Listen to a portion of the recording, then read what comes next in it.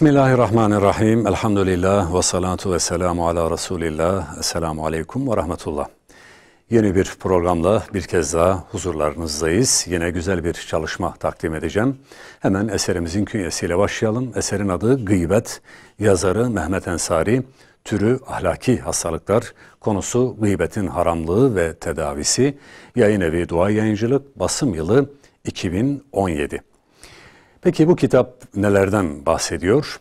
Yazar Mehmet Ensari tarafından kaleme alınan bu eser, ahlaki hastalıklardan olan gıybet, iftira ve kovuculuk konularını ele almaktadır. Kitabın ana konusu olan gıybet 7 bölümde işlenmiştir. Birinci bölümde gıybetin anlamı, yeri ve hangi durumlarda gıybetin oluşacağı konularına yer verilmektedir. İkinci bölümde gıybetin haram olduğu ve yerine göre küfür, nifak ve masiyet olan gıybetler ve de mübah olan gıybet konularına yer verilmiştir. Üçüncü bölümde gıybetin sadece dille yapılmadığı, gıybete karşı ne yapılması gerektiği ve kalp ile yapılan gıybet konusu ele alınmıştır.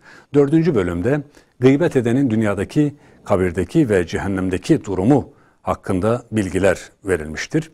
Beşinci bölümde gıybete teşvik eden sebepler, gıybetin toplumsal zararları ve gıybetin iyiliği nasıl yok ettiği konularına yer verilmiştir. 6. bölümde Risale-i Nur'da gıybetle ilgili hususlara ve hatime bu bölümde yer almaktadır. 7. bölüm gıybet hastalığının tedavisi, ilmi ve ameli tedavi yöntemleriyle caiz olan durumlarda bile gıybetten kaçınılması gerektiği, tevbe ve kefareti bu bölümde işlenip konu bitirilmektedir. Bühtan yani iftira bölümü de 2 ana başlıkta ele alınmıştır. Birinci bölümde iftiranın ne olduğu, iftira edenin durumu ve iftiranın toplumsal zararları ele alınmıştır. İkinci bölümde iftiranın tedavisi ve tevbe edilmesi gerektiğine vurgu yapılmıştır. Nemime yani kovuculuk konusu da 2 ana bölümde değerlendirilmiştir bu kitapta. Birinci kısımda nemimenin ne olduğu, bunu yapanın duasının kabul olmayacağı ve kabirdeki durumu ele alınmıştır. İkinci bölümde ise kovuculuğun büyük bir fitne olduğu, kovuculuk yapanın cennete giremeyeceği ve kovuculuğun tedavi yöntemleri yer almaktadır. Kitabın içeriği özetle böyle. Peki bu kitap neden okunmalı?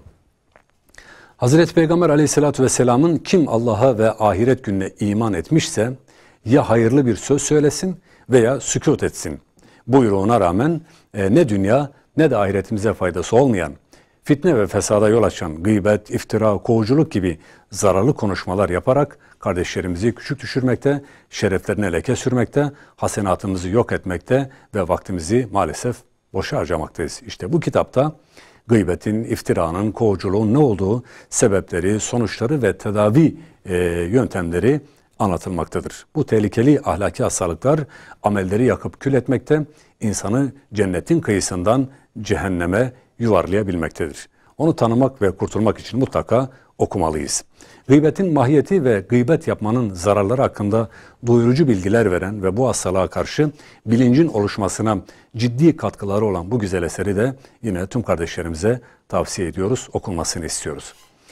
Evet aziz kardeşlerim, bir programın daha sonuna geldik. Bu programda da Mehmet Ensari tarafından kaleme alınan Gıybet adlı çalışmayı takdim ettik. İnşallah istifade edilir. En azından bu şekilde umuyoruz ve sözlerimizi burada noktalıyoruz. Bir başka programda yeniden görüşmek dileğiyle. Allah'a emanet olunuz.